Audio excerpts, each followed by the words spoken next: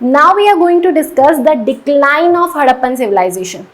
Before moving forward, ask yourself, what is the meaning of declination of a civilization? हम जब बोलते हैं कि कोई किसी सिविलाइजेशन का अंत हो गया, डिक्लिनेशन हो गया पूरी तरीके से, तो इससे हमारा मतलब क्या होता है?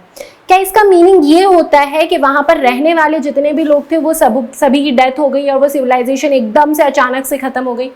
या फिर उसका मतलब ये होता है कि उस सिविलाइजेशन को डिफाइन करने वाली जो इंपॉर्टेंट कैरेक्टरिस्टिक्स थी वो कैरेक्टरिस्टिक्स दिखना बंद हो गई?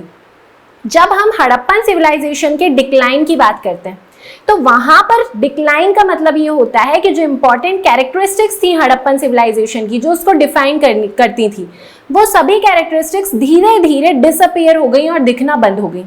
इंपॉर्टेंट कैरेक्टरिस्टिक्स की आप बात करें तो सबसे इंपॉर्टेंट कैरेक्टरिस्टिक्स थी हड़प्पन सिविलाइजेशन का अर्बन फॉर्म।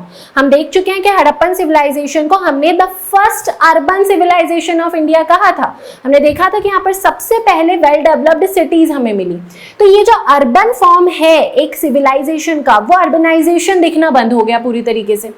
दूसरी बात आप जब कहें तो यहाँ पर ट्रेड और कॉमर्स उसके पीक पर था, मतलब इंटरनेशनल ट्रेड हुआ करता था। ये इसकी सेकंड इंपॉर्टेंट कैरेक्टरिस्टिक है। और धीरे धीरे हमने ये देखा कि ये जो ट्रेड और कॉमर्स है जो दूसरे देशों से हो रहा था, वो ट्रेड एंड कॉमर्स डिसअपीयर होना स्टार्ट हो गया।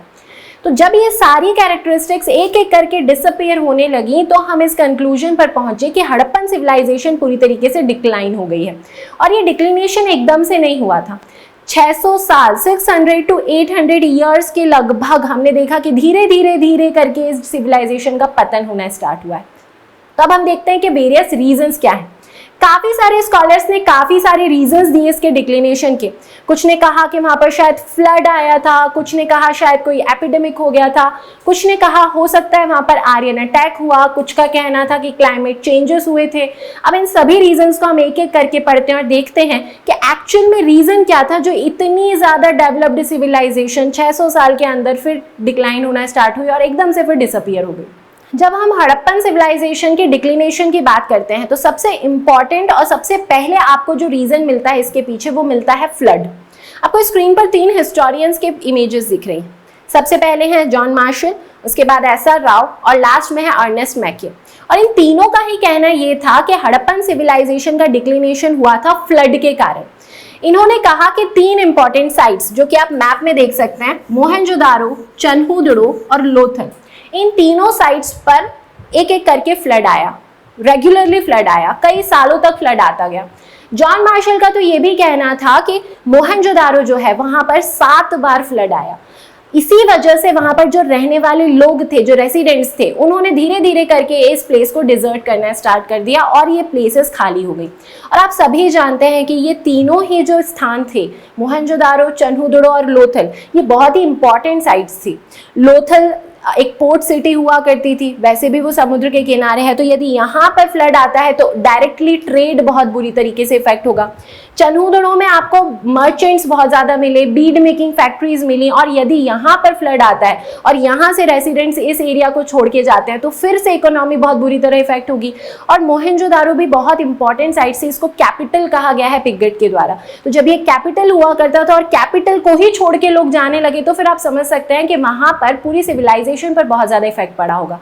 तो सबसे पहली जो बात मानी गई है हिस्टोरियंस के द्वारा, वो माना गया यहाँ पर फ्लड आता था, ग्रेजुअल फ्लड आता था, जिसकी वजह से लोग इसको छोड़कर जाने लगे। जो सेकेंड रीजन दिया गया हिस्टोरियंस के द्वारा वो है आर्यन अटैक। आर्यन अटैक को बहुत ज्यादा माना गया मॉर्टिमर व्हीलर, गॉर्डन चाइल्ड और अर्नेस्ट मैके के द्वारा। ये 3 हिस्टोरियंस ऐसे हैं जिन्होंने ये कहा कि शायद हड़प्पन सिविलाइजेशन के खत्म होने का रीजन है कि बाहर से आर्यंस आए और आर्यंस ने आके उन पर अटैक किया, उनको पूरी तरीके से मार डाला और फिर उन्होंने अपनी सिविलाइजेशन को ही आगे जाके डेवलप किया, जो कि कहलाई वैदिक कल्चर और वैदिक एज, जो आप बाद में देखते हैं। ये बात क्यों मानी गई इनके द्वारा? ये बात इसलिए मानी गई क्योंकि मोहनजोदारो से लेटर फेज जो था हड़प्पन सिविलाइजेशन का, उस समय का एक रूम मिला है। उस रूम का जब एक्सकेवेशन किया गया तो ये पता चला कि वहां पर 13 स्केलेटन्स मिले हैं। टोटल 13 स्केलेटन्स मिले। 13 स्केलेटन्स में मेल्स भी हैं, फीमेल्स भी हैं और एक बच्चे का भी स्केलेटन है।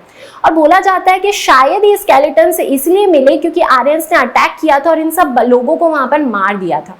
लेकिन इस मत को बहुत ही जल्दी खारिज कर दिया गया। किसने खारिज किया? एक अमेरिकन हिस्टोरियन थे जिनका नाम है KVR कैनेडी। उन्होंने कहा कि ये जो आपको पूरे जो इमेजेस मिली हैं, ये जो आपको फाइंडिंग्स मिली हैं स्केलेटन्स की, ये स्केलेटन्स पहली बात तो एक ही रेस के लोगों के हैं। यदि आर्यंस ने आके अटैक किया होता तो फिर वहां पे आर्यंस के भी कुछ आपको स्केलेटन्स मिलते और कुछ हड़प्पन सिविलाइजेशन के भी स्केलेटन्स मिलते। मतलब यहाँ से समझ में आता है कि अटैक नहीं हुआ था। दूसरी बात, जब इन स्केलेटन्स को ध्यान से दिया गया तो इन पर कहीं से भी आपको कुछ ऐसे एविडेंसेस नहीं मिले कि इन पर किसी धारदार चीज से कुछ अटैक हुआ था। मतलब कुछ इन पर वार करने का कुछ एविडेंसेस आपको नहीं मिले। तो इसलिए भी हिस्टोरियंस ने ये माना कि अटैक जैसी कोई हमें एविडेंस नहीं मिलता है। बाद में जाके KVR कैनेडी ने ही ये बात बोली कि ये शायद जो मरे थे, ये इतने स्केलेटन्स आपको मिले हैं, वो एपिडेमिक की वजह से मिले। तो ये बात जो आर्यन अटैक की थी, वो आर्यन अटैक की बात बिल्कुल खारिज हो जाती है। एक और रीजन है जिसकी वजह से हिस्टोरियंस ने ये माना कि शायद इस समय आर्यन अटैक हुआ था। वो बात ये है, हम सब जानते हैं कि हड़प्पन सिविलाइजेशन के लोग काफी सारे एनिमल्स से इंट्रोड्यूस्ड थे। हमने देखा बफलो, बुल, एलिफेंट, राइनोसरस, ये सभी जो एनिमल्स थे, इन एनिमल्स से इंट्रोड्यूस थे हड़प्पन सिविलाइजेशन के लोग। हॉर्स के हमें कहीं से कहीं तक कोई एविडेंसेस नहीं मिलते उस समय, लेकिन एक साइट है जो कि है लोथल। लोथल से हमें मिट्टी का एक हॉर्स मिला। उसके बाद सुरकोटेडा देखा जाए तो सुरकोटेडा से हमें अस्थियों के अवशेष मिले हैं, घोड़े के ही। तो इन सब बातों से समझ में आता है कि जब हड़प्पन सिविलाइजेशन में घोड़े नहीं थे तो बोला जाता है कि शायद आर्यंस आए थे और आर्यंस घोड़े पर सवार होकर आए थे। तो वो जो अवशेष मिले हैं घोड़ों के, वो कहाँ से मिले? वो आर्यंस की वजह से मिले। इसलिए भी कुछ हिस्टोरियंस ने ये माना कि आर्यन अटैक हुआ था हड़प्पन सिविलाइजेशन पर, लेकिन इसके आपको कुछ बेसिक प्रूफ्स नहीं मिलते जिससे ये बात सिद्ध हो सके। तो अभी ये जो बात है आर्यन अटैक्स की, इसको पूरी तरीके से बाद में जाके खारिज कर दिया गया। जो थर्ड रीजन माना जाता है हड़प्पन सिविलाइजेशन की डिक्लाइन से रिलेटेड, वो है climate change. Sir Aurel Stein और अमलानंद घोष, इन दोनों हिस्टोरियंस के द्वारा ये माना गया कि क्लाइमेट चेंज की वजह से हड़प्पन सिविलाइजेशन डिक्लाइन हुई। क्यों क्लाइमेट चेंज माना गया? आप सभी जानते हैं कि हड़प्पन सिविलाइजेशन का एक नाम था the first bronze age civilisation of India. मतलब इंडिया में सबसे पहले ब्रॉन्ज यहाँ पर स्टार्ट हुआ यूज होना। ब्रॉन्ज यूज होना स्टार्ट हुआ तो आप जानते हैं कि मेटलर्जी में यहाँ के लोगों ने बहुत ज्यादा एडवांसमेंट किए। और जब आप मेटलर्जी की बात करते हैं तो आपको आग की जरूरत होती है। आग आप ओवरऑल कहाँ से डेवलप करेंगे? पेड़ों से डेवलप करेंगे। मतलब वुड की आपको बहुत ज्यादा जरूरत पड़ रही है। एक तो मेटलर्जी के लिए आपको वुड की जरूरत पड़ रही है। दूसरी बात आप देखें तो वेरियस जो दूसरी ऑक्यूपेशंस उस टाइम चल रहे थे, जैसे ब्रिक्स को बेक किया जा रहा था, बेक्ड ब्रिक्स के लिए भी आपको वुड की जरूरत है। उसके बाद पॉटरी डिजाइन की जा रही थी, वो भी बेक्ड क्ले की पॉटरी थी, वहां भी आपको वुड की जरूरत है। मतलब ओवरऑल जो वहां पर पेड़ थे, पेड़ों का डिफॉरेस्टेशन किया गया ये सभी ऑक्यूपेशंस को बनाए रखने के लिए। और इतनी ज्यादा मात्रा में पेड़ काटे गए जिसकी वजह से डिफॉरेस्टेशन हुआ और क्लाइमेट चेंजेस हुए। और क्लाइमेट चेंजेस की वजह से बाद में जाके यहाँ पर डिक्लिनेशन होने लगा, ग्रेजुअल डिक्लिनेशन हुआ। लेकिन फिर से इस बात का भी आपको कोई बेसिक प्रूफ्स नहीं मिलते, कोई एकदम स्ट्रॉन्ग प्रूफ्स नहीं मिलते कि हाँ वहां पर एक्चुअल में क्लाइमेट चेंज हुआ था। क्लाइमेट चेंज से रिलेटेड एक और थ्योरी हमें मिलती है बुक्स में, जो है डिक्रीज इन रेनफॉल। कई सारे हिस्टोरियंस ने ये माना कि 3000 BC के अराउंड रेनफॉल इस एरिया में, जो इंडस सिविलाइजेशन का एरिया था, इस एरिया में रेनफॉल इंक्रीज हुई थी और फिर 2000 BC तक जाते जाते रेनफॉल बहुत ज्यादा कम हो गई। इसके बाद आप एक और बात देखते हैं कि 1700 BC के अराउंड कुछ रिवर्स ने अपना कोर्स बदल लिया था। मतलब जो पाथ था रिवर्स का, वो पाथ चेंज कर दिया था।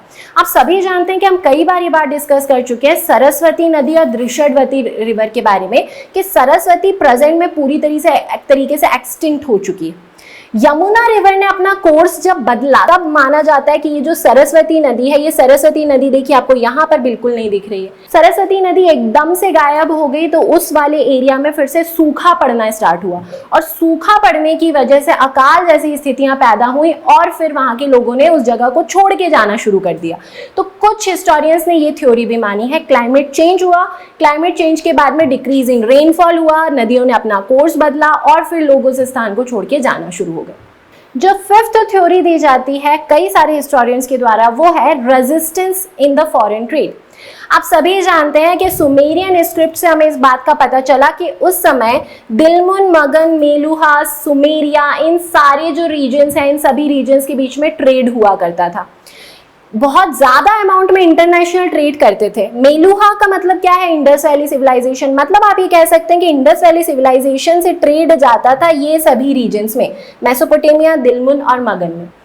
किन चीज़ों का ट्रेड जाता था? बहुत प्रीशियस स्टोन्स ट्रेड किए जाते थे, कॉटन ट्रेड किया जाता था, इन एरिया से भी कुछ सामान आया करता था। यहाँ पर अफगानिस्तान वाले एरिया से इंडस वैली सिविलाइजेशन में उस समय टिन आया करता था, टिन का यूज़ करते थे वो ब्रॉन्ज बनाने के लिए। मतलब पूरा का पूरा ये जो सिस्टम आपका बना है इंडस वैली सिविलाइजेशन का, ट्रेड एंड कॉमर्स वाला, वो ओवरऑल किस पे डिपेंड कर रहा है? इंटरनेशनल और इंटरनल ट्रेड पर डिपेंड कर रहा है। अब ये हुआ कि 2000 BC के ड्यूरेशन में एक बहुत ही पावरफुल स्टेट उभर के आई, एलम। ये एलम कहाँ पर सिचुएटेड है? ये मेसोपोटामिया के ईस्टर्न साइड पर सिचुएटेड है। और जितनी भी precious stones Indus valley civilisation में पाए जाते थे, वही प्रीशियस स्टोन्स का ट्रेड करना स्टार्ट कर दिया इस एलम ने। अब जब एलम पास में है दिलमुन, मगन के भी, और मेसोपोटामिया के भी बिल्कुल पास में है, तो ये जो मेसोपोटामियन सिविलाइजेशन के लोग हैं, इन लोगों ने प्रेफर किया कि अब वो मेलुहा की बजाय, मतलब इंडस वैली सिविलाइजेशन के बजाय इस एलम से डायरेक्टली ट्रेड करेंगे, क्योंकि डिस्टेंस कम है वहां से। और जब ये चीजें हुई तो इंडस वैली सिविलाइजेशन से ट्रेड नेटवर्क कट होना स्टार्ट हो गया धीरे धीरे। ट्रेड नेटवर्क कट होने की वजह से फिर से इकोनॉमी बहुत बुरी तरीके से प्रभावित हुई, और यहाँ के लोगों का जो अर्बनाइजेशन था, वो अर्बनाइजेशन क्यों था? वेल्थ के कारण। वेल्थ जब डिक्लाइन होती है तो अर्बनाइजेशन भी डिक्लाइन हुआ, और आपको वो एक इंपॉर्टेंट कैरेक्टरिस्टिक दिखना बंद हो गई यहाँ पर। ये रीजन भी माना जाता है कि एलम की उत्पत्ति के साथ, एलम जैसे उभर के आया था, तब रेजिस्टेंस मिला हमें फॉरेन ट्रेड में, और इंडस वैली सिविलाइजेशन का डिक्लिनेशन होना स्टार्ट हो गया। अमेरिकन स्कॉलर केवीआर कैनेडी के द्वारा ये माना गया कि एपिडेमिक ही एक मुख्य वजह थी हड़प्पन सिविलाइजेशन के डिक्लिनेशन की। अभी हमने थोड़ी देर पहले देखा था कि काफ़ी सारे हिस्टोरियंस ने ये क्यों माना था कि यहाँ पर आर्यन अटैक हुआ था, क्योंकि मेसोपोटामिया में एक ऐसा रूम मिला है जहाँ से 13 स्केलेटन्स मिले। 13 स्केलेटन्स में मेल्स भी हैं, फीमेल्स भी हैं, साथ में एक बच्चे का भी स्केलेटन है, और इस सब चीज़ों से माना गया था कि शायद आर्यन अटैक हुआ है। लेकिन केवीआर कैनेडी ने ये प्रूव किया कि चूंकि उनकी बॉडीज पर कुछ भी धारदार चीज से किसी अटैक के कुछ निशान नहीं मिले, कोई एविडेंसेस नहीं मिले, तो आर्यन अटैक नहीं हुआ था। ये लोग मरे थे कुछ मलेरिया टाइप के एपिडेमिक से, और उस समय चूंकि मेडिकल हेल्थ कंडीशंस इतनी ज़्यादा अच्छी नहीं थी कि उस एपिडेमिक को वो लोग हटा पाए, और इस वजह से हड़प्पन सिविलाइजेशन का डिक्लिनेशन होना स्टार्ट हुआ। तो केवीआर कैनेडी के द्वारा एक थ्योरी दी गई जो कि है एपिडेमिक की। आखिरी में हम एक कंक्लूजन पर पहुंचने की कोशिश करते हैं कि आखिर हड़प्पन सिविलाइजेशन का डिक्लिनेशन क्यों हुआ था। यदि आप वेरियस हिस्टोरियंस की थ्योरीज को देखें तो आप इस कंक्लूजन पर पहुंचेंगे कि सबसे बड़ा रीजन जो दिया जाता है हड़प्पन सिविलाइजेशन के एंड का, डिक्लिनेशन का, वो है फ्लड। सबसे ज्यादा माना गया है कि फ्लड की वजह से ये सिविलाइजेशन डिक्लाइन होना स्टार्ट हुई थी। एक बात और यहाँ पर आपको नोट करना है कि आप सिर्फ फ्लड को ही रीजन नहीं मान सकते, आपको मानना पड़ेगा कि वेरियस रीजंस थे। वो कब, सभी जितने भी रीजंस अभी आपने डिफाइन करे, अभी आपने देखे, वो सभी रीजंस कहीं ना कहीं रिस्पॉन्सिबल हैं कुछ वे में हड़प्पन सिविलाइजेशन के डिक्लिनेशन के। और ये जो हड़प्पन सिविलाइजेशन है, ये कोई छोटे से सिविलाइजेशन नहीं थी, छोटे से एरिया में नहीं थी, ये बहुत अच्छे से मेजरली पॉपुलेटेड एरिया में थी, और उसके बाद 12,99,600 स्क्वायर किलोमीटर्स में फैली हुई एक सिविलाइजेशन थी। तो आप ये मानेंगे कि इस सिविलाइजेशन का अचानक से डिक्लिनेशन नहीं हुआ, धीरे धीरे धीरे करके ग्रेजुअल डिक्लिनेशन हुआ, और ये डिक्लिनेशन चला लगभग 600 ईयर्स के लिए। 1900 BC से 1300 BC के बीच में इसने बहुत बुरा दौर देखा अपना, लेटर हड़प्पन फेज जो हम मानते हैं, वो दौर बहुत ही बुरा डिक्लाइन वाला दौर है, और ग्रेजुअली ये सिविलाइजेशन डिक्लाइन होना स्टार्ट हुई। इकोनॉमिक रीजंस भी थे, क्लाइमेटिक रीजंस भी थे, मेजर रीजन जो आपको मानना है वो है flood. After discussing Harappan civilization, today we are going to deal with वैदिक civilization। तो आज का जो वीडियो है इसमें हम पढ़ने वाले हैं वैदिक civilization। आप सभी जानते हैं कि जो हड़प्पन civilization थी उसे हमने रखा था प्रोटो हिस्टोरिक एज में। हड़प्पन सिविलाइजेशन के बाद का जो इतिहास है उसके बारे में हमें काफ़ी सारे लिटरेरी सोर्सेज से इंफॉर्मेशन मिलती है। एक बुक का नाम आपने सुना होगा जो थी ऋग्वेद। ऋग्वेद लिखी गई थी ब्राह्मी स्क्रिप्ट में या फिर वैदिक संस्कृत में, और इस ब्राह्मी स्क्रिप्ट को आप डिसाइफर भी कर चुके हैं, मतलब आप उसे पढ़ भी पाए हैं। तो हड़प्पन सिविलाइजेशन के बाद का जो टाइम पीरियड है, उस टाइम पीरियड के बारे में आपको लिटरेरी सोर्सेज से भी इंफॉर्मेशन मिल रही है। तो उस सिविलाइजेशन को आप कौन सी एज में रखेंगे? आप उसे रखेंगे हिस्टोरिक एज में। एक बार फिर से आप इस क्लासिफिकेशन को देख लीजिए। हड़प्पन सिविलाइजेशन के पहले का जो टाइम पीरियड है वो होता है प्री हिस्टोरिक एज। इस टाइम पर आपको केवल आर्कियोलॉजिकल सोर्सेज से इंफॉर्मेशन मिलती है। उसके बाद आई आपकी हड़प्पन सिविलाइजेशन जो कहलाई प्रोटो हिस्टोरिक एज। इसमें जो स्क्रिप्ट थी उस स्क्रिप्ट को आप पढ़ नहीं पाए।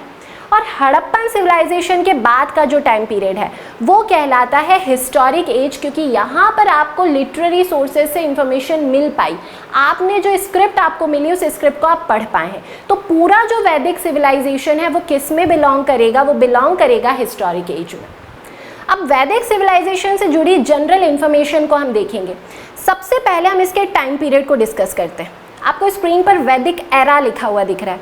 ये वैदिक एरा वो टाइम पीरियड है जिस टाइम पीरियड को माना जाता है कि इस टाइम पीरियड में वैदिक सिविलाइजेशन थी, और वो टाइम पीरियड है 1500 BC से 600 BC तक। इस पूरे टाइम पीरियड को माना जाता है वैदिक एरा। अब इस टाइम पीरियड को डिवाइड किया गया है 2 पार्ट्स में, जो कि है अर्ली वैदिक पीरियड और लेटर वैदिक पीरियड। अर्ली वैदिक पीरियड वो टाइम पीरियड है जिस टाइम पीरियड के बारे में आपको ऋग्वेद से इंफॉर्मेशन मिलती है, या फिर आप ऐसा भी कह सकते हैं कि जिस टाइम पीरियड में ऋग्वेद का कंपोजिशन हुआ, उसका डेवलपमेंट हुआ, वो टाइम पीरियड कहलाएगा अर्ली वैदिक टाइम पीरियड। और उसके बाद का टाइम पीरियड जिसमें आपको बाकी दूसरे लिटरेरी सोर्सेस मिले, जैसे सामवेद, यजुर्वेद, अथर्ववेद, ब्राह्मण, अरण्यक, ये सारे जो लिटरेरी सोर्सेज आपको अवेलेबल हुए और इनसे आपको जो सारी इंफॉर्मेशन मिलती है जिस टाइम पीरियड की, वो टाइम पीरियड कहलाएगा लेटर वैदिक पीरियड। तो अर्ली वैदिक पीरियड का टाइम पीरियड कहाँ से कहाँ तक है, 1500 BC से 1000 BC तक, और लेटर वैदिक पीरियड जो आपने रखा वो टाइम पीरियड है 1000 BC से 600 BC। एक बार फिर से मैं कंक्लूड करूँगी, ध्यान रखिए। पूरा जो वैदिक सिविलाइजेशन का टाइम पीरियड है वो लाई करता है 1500 BC से 600 BC तक। उसमें भी आपने 2 पार्ट्स किए, अर्ली वैदिक पीरियड और लेटर वैदिक पीरियड। अर्ली वैदिक पीरियड का टाइम पीरियड है 1500 BC से 1000 BC तक, और जो लेटर वैदिक पीरियड है, लेटर वैदिक पीरियड का टाइम पीरियड है 1000 BC से 600 BC तक। तो अर्ली वैदिक पीरियड वो टाइम पीरियड है जब ऋग्वेद का कंपोजिशन हुआ और उसके बारे में आपको पूरी इंफॉर्मेशन ऋग्वेद से मिलती है, और लेटर वैदिक पीरियड में बाकी बहुत सारे टेक्स्ट आ गए, ब्राह्मण, अरण्यक और बाकी के 3 वेदास भी आ गए। तो इस टाइम पीरियड के बारे में आपको इतने सारे सोर्सेज से इंफॉर्मेशन मिलती है। एक बात यहाँ पर नोट डाउन करने वाली है, हमने कहा कि यहाँ पर ऋग्वेद का कंपोजिशन हुआ। कंपोजिशन से मतलब ये नहीं है कि ऋग्वेद को लिखा गया। ध्यान रखिए कि ये जो लिखने की कला है, जो स्किल ऑफ राइटिंग है, वो इंडियन सबकॉन्टिनेंट में डेवलप हुई 6th सेंचुरी BC के बाद। मतलब महाजनपद काल जो आएगा, महाजनपद टाइम पीरियड जो आएगा, उस टाइम पीरियड में लिखने की कला डेवलप की गई। यहाँ पर जो कंपोजिशन हुआ है वो कंपोजिशन लिखित में नहीं है, रिटन में नहीं है, सुन सुन के ये वेद डेवलप होना स्टार्ट हुए थे, एक जनरेशन से दूसरे जनरेशन में पास ऑन होना स्टार्ट हुए थे। तो आपको ये मान के चलना है कि ऋग्वेद कब डेवलप हुआ, इस टाइम पीरियड में, और बाकी के 3 वेदास और दूसरे टेक्स्ट इस टाइम पीरियड में डेवलप हुए। जब हम वैदिक सिविलाइजेशन की बात करते हैं या फिर वैदिक कल्चर की जब हम बात करते हैं, तो इस वैदिक कल्चर से हमें क्या समझ में आता है। वैदिक कल्चर या वैदिक सिविलाइजेशन एक संस्कृत वर्ड से बना है वेद। वेद का मतलब होता है ज्ञान, नॉलेज या फिर विजडम। तो चूंकि इस टाइम पीरियड में आपको इतने सारे टेक्स्ट का डेवलपमेंट हुआ, इसलिए इसको वैदिक कल्चर बोला गया। इस कल्चर को एक और नाम दिया गया जो है आर्यन कल्चर। इसे आर्यन कल्चर क्यों कहा गया? ऐसा माना जाता है कि जिन लोगों ने इस कल्चर की स्थापना की, इस्टेब्लिशमेंट किया, वो लोग थे आर्यंस। तो आर्यंस ने इसको डेवलप किया था, इस कल्चर को, इस सिविलाइजेशन को, इसीलिए इसे कहा गया आर्यन कल्चर। अब इस आर्यन शब्द के मीनिंग को समझने की कोशिश कीजिए। ये जो आर्यन शब्द है ये फिर से एक संस्कृत शब्द है और इसका मतलब होता है श्रेष्ठ, नोबल या फिर सुपीरियर। मतलब सुपीरियर को बोला जाता है आर्यन। और जब हम बोलेंगे आर्यन कल्चर, तो आर्यन कल्चर का मतलब क्या हो जाएगा? आर्यन कल्चर का मतलब होगा a culture by the superior people. मतलब एक ऐसी सभ्यता जो श्रेष्ठ लोगों के द्वारा स्थापित की गई, विकसित की गई, डेवलप की गई, उस सभ्यता को बोला जाएगा आर्यन कल्चर। अब जब ये थ्योरी निकल के आई कि आर्यंस का मतलब है सुपीरियर या फिर श्रेष्ठ, तो काफ़ी सारे सिविलाइजेशन के लोगों ने अपने आप को सुपीरियर, नोबल या फिर श्रेष्ठ बताने की कोशिश की। एक सबसे अच्छा एग्जाम्पल है इसमें एडोल्फ हिटलर का। हिटलर अपने आप को सबसे ज़्यादा श्रेष्ठ मानता था, सुपीरियर मानता था। उसके अकॉर्डिंग जो उसका रेस था, जो उसकी रेस थी पूरी, वो पूरी रेस ही सुपीरियर थी। उसका जो ब्लड है वो बोलता था कि मेरा ब्लड सुपीरियर ब्लड है और मेरी रेस के पीपल बिल्कुल सुपीरियर हैं। तो हिटलर द्वारा ये प्रूफ करने की कोशिश की गई कि उसकी जो रेस है, चूंकि वो सुपीरियर है, इसलिए वो आर्यंस है और आर्यन सिविलाइजेशन को डेवलप करने वाला कौन था? हिटलर और उसकी रेस। ऐसे कई सारी थ्योरीज निकल के आई। अब एक एक करके हम इन थ्योरीज को देखेंगे और हम ये जानने की कोशिश करेंगे कि एक्चुअल में ये जो आर्यंस थे, ये आर्यंस थे कौन से लोग। अब अलग अलग हिस्टोरियंस ने अलग अलग समय पर डिफरेंट थ्योरीज दी और बताया कि आर्यंस कहाँ से आए थे। सबसे पहले यदि हम बात करें बाल गंगाधर तिलक की, तो बाल गंगाधर तिलक की एक किताब थी जिसका नाम था the Arctic home in the Vedas. इस बुक में उन्होंने इस बात का जिक्र किया है कि आर्यंस नेटिव पीपल थे नॉर्दर्न पोल के, और वो लोग आए थे नॉर्दर्न पोल से, मतलब उत्तरी ध्रुव से आए थे आर्यंस। इसके अलावा हम एक और हिस्टोरियन देखते हैं। जो नेक्स्ट हिस्टोरियन है वो है स्वामी दयानंद सरस्वती। स्वामी दयानंद सरस्वती ने अपनी किताब सत्यार्थ प्रकाश में ये कहा कि नेटिव कहाँ के थे आर्यंस? वो नेटिव थे तिब्बत के, मतलब आर्यंस आए थे तिब्बत से और वो आके बसे थे भारत में। अब इसी सीक्वेंस में एक और हिस्टोरियन का नाम आता है जो कि हैं मॉर्टिमर व्हीलर। मॉर्टिमर व्हीलर एक ब्रिटिश हिस्टोरियन थे। इनका कहना था कि हड़प्पन सिविलाइजेशन जो थी, हड़प्पन सिविलाइजेशन के लोगों पर अटैक किया गया आर्यन सिविलाइजेशन के द्वारा, और इंडिया में जो हड़प्पन सिविलाइजेशन पहले से थी उसको मार के, उसको ख़त्म करके यहाँ पर आर्यन सिविलाइजेशन डेवलप की गई, वैदिक सिविलाइजेशन डेवलप की गई आर्यंस के द्वारा। मतलब ये पूरा का पूरा इस बात पर बिलीव करते हैं कि आर्यंस कहीं और से आए थे, उन्होंने आके हड़प्पन सिविलाइजेशन पर अटैक किया, उन लोगों को पूरी तरीके से मारा और वैदिक सिविलाइजेशन को डेवलप किया। ये बात ये क्यों मानते थे? ये बात मानने के पीछे इनका रीज़न था कि मोहनजोदारो से हमें 21 मेल स्केलेटन्स मिले। मेल स्केलेटन्स के साथ वहाँ पर कुछ फीमेल स्केलेटन्स भी थे और एक बच्चे का स्केलेटन भी था। और मॉर्टिमर व्हीलर ने बोला कि चूंकि इस साइट से इतने सारे हमें स्केलेटन्स मिले, मतलब ये अंदेशा जताया जा सकता है कि आर्यंस आए थे, उन्होंने इतने सारे लोगों को मारा था और अपनी सिविलाइजेशन को डेवलप किया।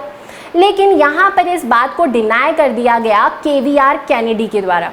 KVR कैनेडी ने ये बात प्रूफ की कि वो जो मेल स्केलेटन्स और फीमेल स्केलेटन्स हमें मिले थे, वो सभी मेल और फीमेल स्केलेटन्स किसी एपिडेमिक के कारण थे। मतलब वहाँ पर जितने भी इन लोगों की मृत्यु हुई थी वो वॉर के कारण मृत्यु नहीं हुई थी, वो किसी एपिडेमिक, मलेरिया जैसा कोई एपिडेमिक उस ड्यूरेशन में फैला था, उसके कारण मृत्यु हुई थी।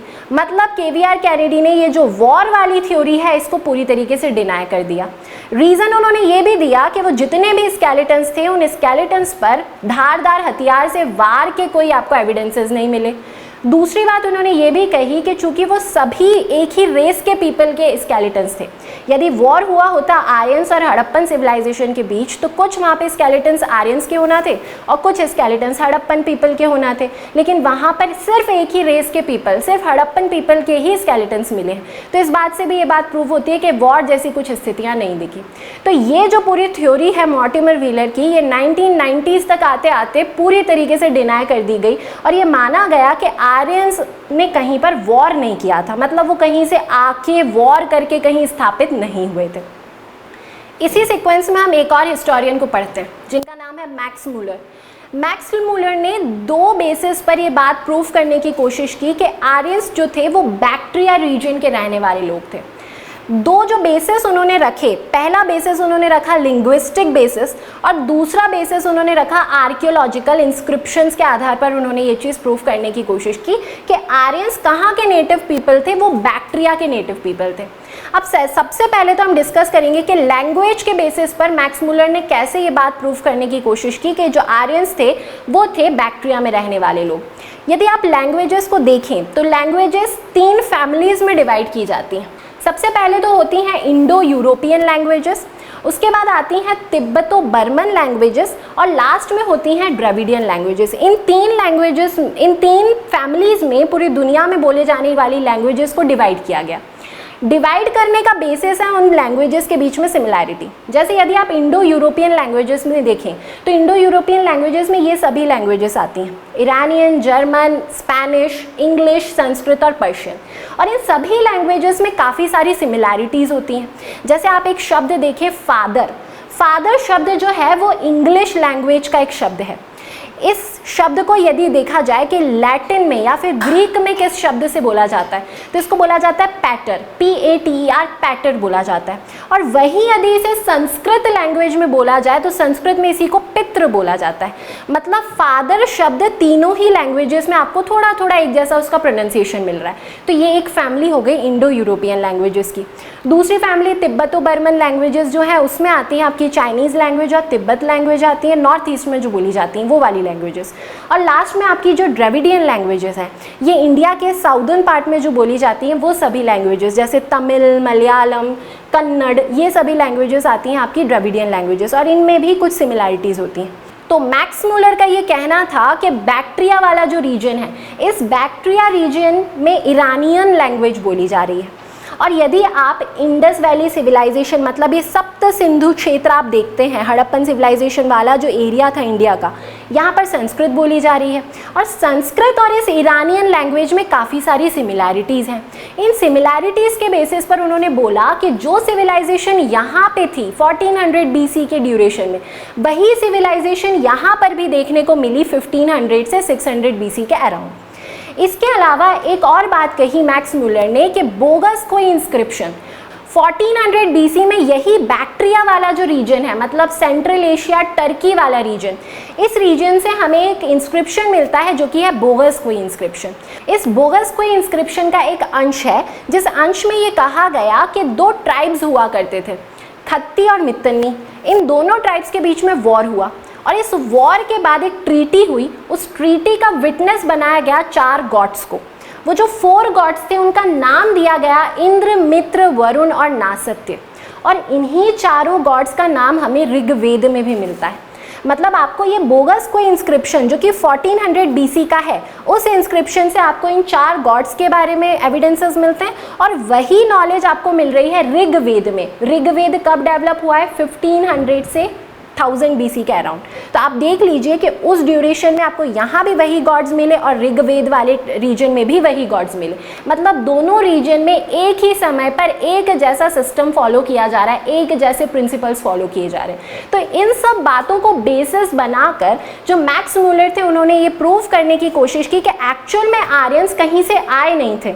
ये जो आर्यन सिविलाइजेशन है, आर्यंस किसी रेस का नाम नहीं है, ये किसी प्रिंसिपल्स को फॉलो करने वाले लोगों को बोला जा रहा है। मतलब कोई पर्टिकुलर प्रिंसिपल्स या पर्टिकुलर थॉट्स जो फॉलो की जा रही हैं एक पर्टिकुलर ग्रुप ऑफ पीपल के द्वारा, उन ग्रुप को बोला गया आर्यंस। और जिन्होंने इन प्रिंसिपल्स को नहीं माना वो लोग कहलाए नॉन आर्यंस। तो ऐसा माना जाता है कि 1500 BC के ड्यूरेशन में या फिर 1400 BC आप कहें, उस ड्यूरेशन में बैक्ट्रिया मर्जियाना आर्कियोलॉजिकल कॉम्प्लेक्स, ये वाला जो रीजन है, इस रीजन में कुछ प्रिंसिपल्स फॉलो होना स्टार्ट हुए और वो प्रिंसिपल्स बहुत तेज़ी से पूरे वर्ल्ड में फैलना शुरू हुए, स्प्रेड होना शुरू हुए।